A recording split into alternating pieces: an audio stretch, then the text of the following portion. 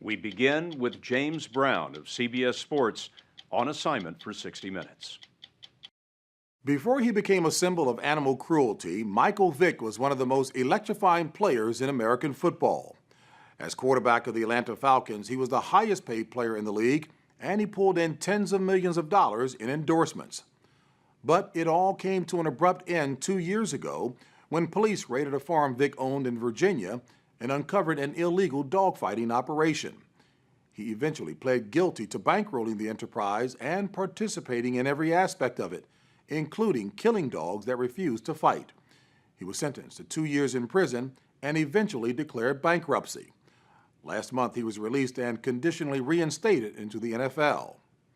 Friday, at a press conference in Philadelphia, it was announced he'd be playing for the Philadelphia Eagles after signing a 2-year contract with the possibility of earning nearly $7 million.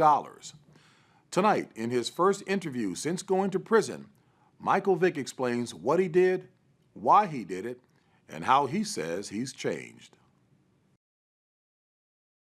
The first day I walked into prison and they slammed that door, I knew, the magnitude of the decisions that I make and the poor judgment and what I, allowed to happen to the animals. And, it's no way of, explaining, the hurt and the guilt that I felt. And that was the reason I cried so many nights, and that put it all into perspective. You cried a number of nights. Yeah. About? What I did, being away from my family, letting so many people down, letting myself down, not being out on the football field, being in a prison bed, in a prison bunk, writing letters home. That wasn't my life. That wasn't the way that things were supposed to be. And all because of the so-called culture that I thought was right. And I thought it was cool, and I thought it was, it was fun and it was exciting at the time. It all led to me laying in a prison bunk by myself, with nobody to talk to but myself. Who do you blame for all of this? I blame me. Michael Vick was a human highlight reel with a powerful arm, blazing speed, and an uncanny ability to elude tacklers. He's the only quarterback in NFL history to rush for over 1,000 yards in a season, though he was injured a lot and never lived up to the high expectations in Atlanta. Very few people knew what was happening in his life off the field. When police raided a farm he owned in rural Virginia in 2007, they uncovered an interstate dogfighting operation called Bad News Kennels. They removed 66 dogs and exhumed the bodies of 8 more. They also found dogfighting paraphernalia and a pit where fights were held. The dogs that were saved, raised and trained to be vicious fighters, are now being rehabilitated in hopes of being adopted, all at the expense of Vick, who was ordered by a judge to pay nearly $1 million for the effort. And the operation, Michael, that you pleaded guilty to bankrolling, to being a part of, engaged in barbarous treatment of the animals, beating them, shooting them, electrocuting them, drowning them. Horrific things, Michael. It's wrong, man. I don't know how many times I gotta say it. I mean, it was wrong. I feel tremendous hurt behind what happened. And, I should have took the initiative to stop it all, and I didn't. And I feel so bad about that now, and I know, that I didn't step up. I wasn't a leader. In any way, for those who may say it showed a lack of moral character because you didn't stop it, you agree or disagree? I agree. For 6 years, Vick ran Bad News Kennels with his childhood friends, breeding, buying, selling, and fighting pit bulls. Was there an adrenaline rush? Was it the sense of competition? What was it that gripped you about what you were engaged in with the dog fighting? Regardless of what it was. Do you know what it was? Don't even matter. Do you know what it was? I know why. I know why. And regardless of what it was and why I was driven, you know, by what, you know, what was going on. You know, whether it was because of the competition or, you know, whatever it may have been. It was wrong. Were any of those reasons, though? The competition, the adrenaline? Yeah. Do you understand why people are outraged? I understand why. And I'm gonna say it again. Sickens me to my stomach, and it was, you know, the same feeling I'm feeling right now is what people was feeling. And the feeling you're feeling right now is? Disgust. Pure disgust. When did you arrive at that feeling of disgust, Michael? When did the light go on? When I was in prison. When I was in prison, I was disgusted, you know, because of what I let happen to those animals. I could have put a stop to it. I could have walked away from it. But you I could have didn't. shut the whole operation down. But you didn't. But and I why didn't. not? What was keeping you going? Not being able to say or tell, you know, certain people around me that, look, we can't do this anymore. I'm concerned about my career. I'm concerned about my family. So for the cynics who would say, you know what, I don't know, Michael Vick might be more concerned about the fact that his career was hurt than dogs were hurt. I mean, football don't even matter. You know, that's a Losing a sad $135 million contract doesn't matter? It don't matter. It don't matter. Why I not? deserve to lose that because of what I was doing. You deserve to lose it. Yeah, I deserve to lose it. I deserve to lose the $130 million. Why would a guy who's making $130 million and, you know, on the flip side, you know, killing dogs or doing the wrong things, why would they don't deserve it? We met Michael Vick in Virginia. He wasn't allowed to cross state lines without permission from his probation officer. I know it's a challenge. He was accompanied by two men. Former NFL coach Tony Dungy, who has been asked by NFL Commissioner Roger Goodell to mentor Vick, and someone you might never expect, Wayne Pacelli, president of the Humane Society of the United States. Why would you put your reputation on the line in working with Michael Vick? I've visited a lot of prisons. That's something that I do. And I know that there are a lot of young men, especially African-American young men, who need a chance, who made a mistake, who did something wrong, who had a problem, but are looking to bounce back. That's what I've always been concerned about, not just for Michael Vick, but for hundreds of guys that I've talked to. Pacelli's relationship with Vick is even more unlikely. His organization provided evidence that helped put Vick in prison. While Pacelli says he remains skeptical, he nevertheless enlisted Vick as an anti-dogfighting ambassador.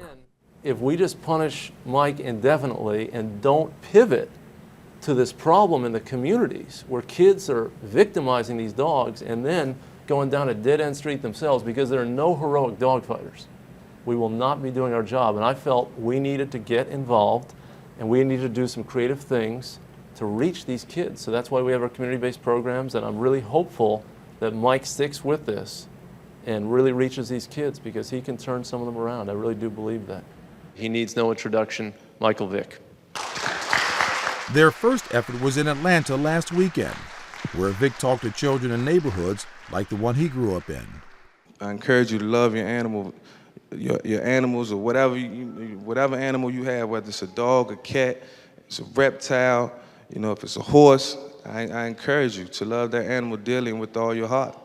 It's a message Vick says he never heard when he was a kid in Newport News, Virginia, where he was first exposed to dogfighting when he was 8 years old.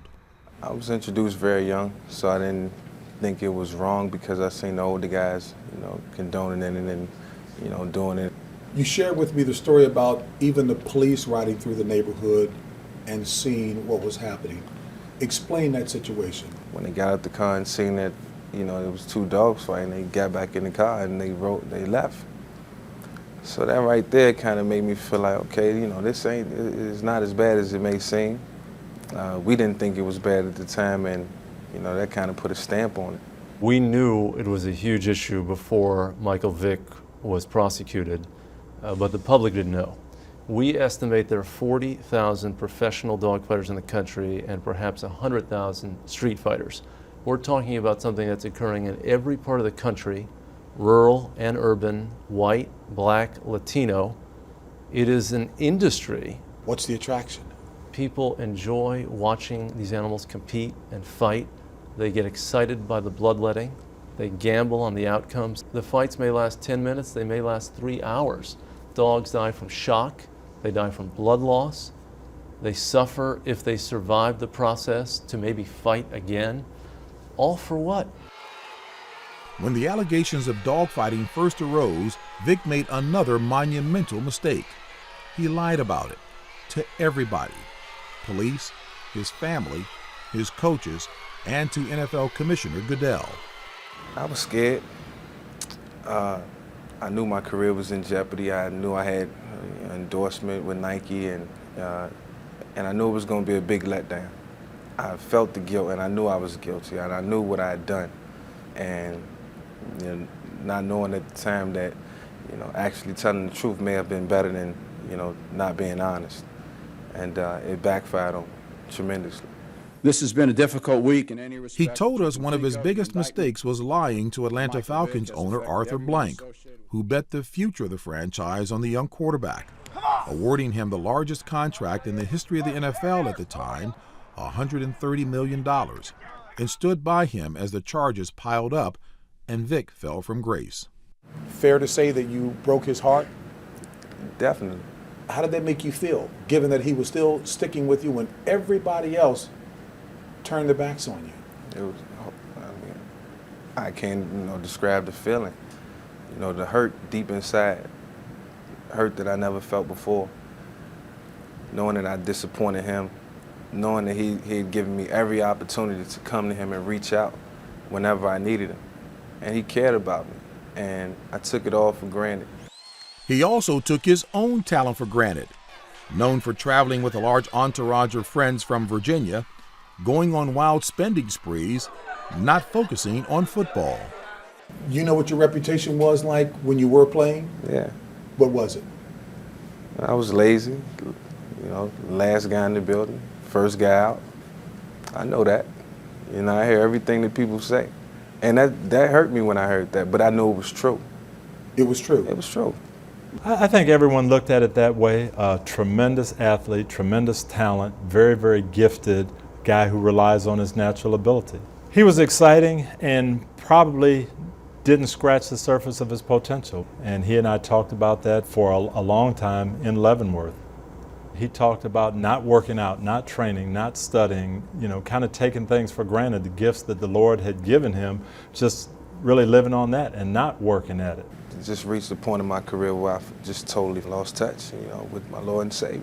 And, I thought I could do it on my own. And I couldn't, so I had to resurrect that back into my life. Now, most people who get in trouble, all of a sudden they find God. Yeah. And you say? It's the only way I made it through prison. It's the only way I can live life. It's having faith and believing in the higher power, believing in God. Vick has also put his faith in the hands of a powerful group of attorneys, agents, and media advisors who are trying to rehabilitate his image and resuscitate his career and help him through interviews like ours. Michael, is this you talking or the Vick team of attorneys, image shapers, and the like? This is Mike Vick. People will see my work out there, my work in the communities, and my work with the Humane Society, and how I really do care now, how I care about animals. And a lot of people will be watching. The NFL Commissioner's decision to permanently reinstate him is pending, and the Humane Society has high expectations.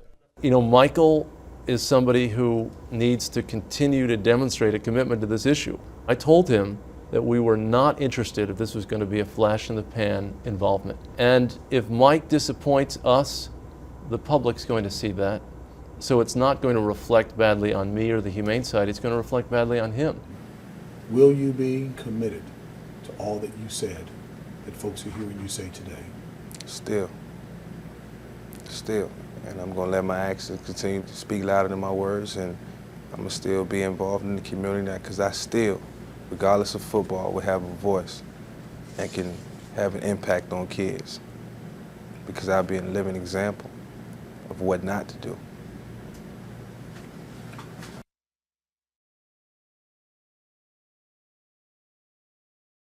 .com.